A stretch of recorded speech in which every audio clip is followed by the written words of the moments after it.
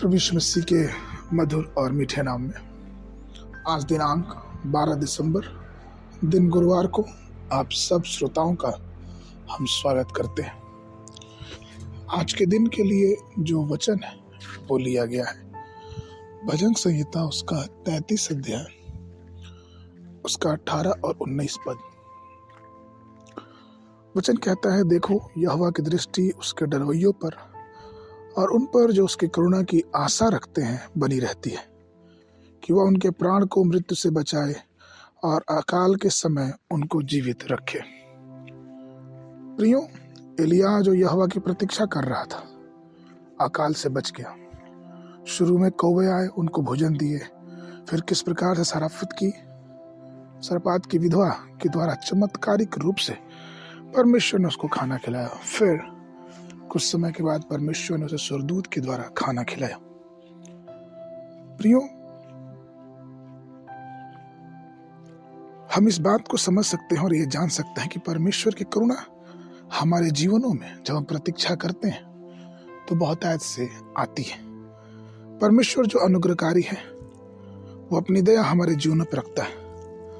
भजन उसके 36 के 7 में वचन कहता है, मैं हे परमेश्वर तेरी करुणा कैसी अनमोल है, मनुष्य तेरे पंखों के नीचे शरण पाएगा। प्रियो, हमारा परमेश्वर जो कि कृपा का और अनुग्रह का सागर है, जब हम उसके मुख की ओर हमेशा देखते हैं तो अनुग्रह से हमारे मुख को प्रज्वलित करता है। हम शास्त्र में पाते हैं अनेक उन लोगों के विषय में जिनके जीवनों पे परमेश्वर ने अनुग्रह का और दया की करुणा की। आप पढ़ते हैं लूत के विषय में, आप पढ़ते हैं इब्राहिम के विषय में, आप पढ़ते हैं इसहाक और याकूब के विषय में।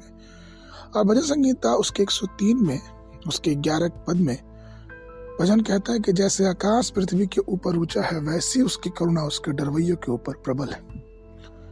उसकी करुणा जो हमारे ऊपर प्रबल है, उसके लिए हमें प्रति भोर उठ के उसके नाम की स्तुति और उसको ढूंढना चाहिए। जिस प्रकार से इस्राएली सुबह सुबह उठ के मन्ने को बटोरते थे, वैसे हमें प्रति भोर उठ के परमेश्वर के वचन रूपी मन्ने को अपने जीवन में बटोरना। बिलाप गीत की पुस्तक उसका 3 अध्याय 22 और 23 पद कहता है, हम मिट नहीं गए, यह यहोवा की महाकरुणा का फल है, क्योंकि उसकी दया अमर है। प्रति भोर वो नई होती रहती और उसकी सच्चाई महान है। प्रियो, अगर हम परमेश्वर की करुणा का प्रतीक्षा करेंगे, उसके अनुग्रह का प्रतीक्षा करेंगे, तो परमेश्वर हमें प्रति भोर अपनी करुणा से तृप्त करेगा।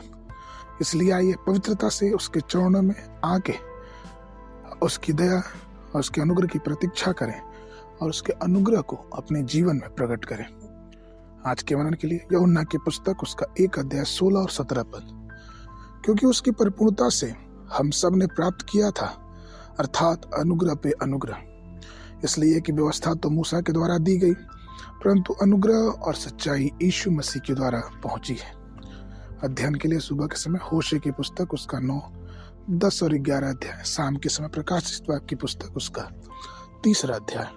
परमेश्वर आप सबको आशीष देवे।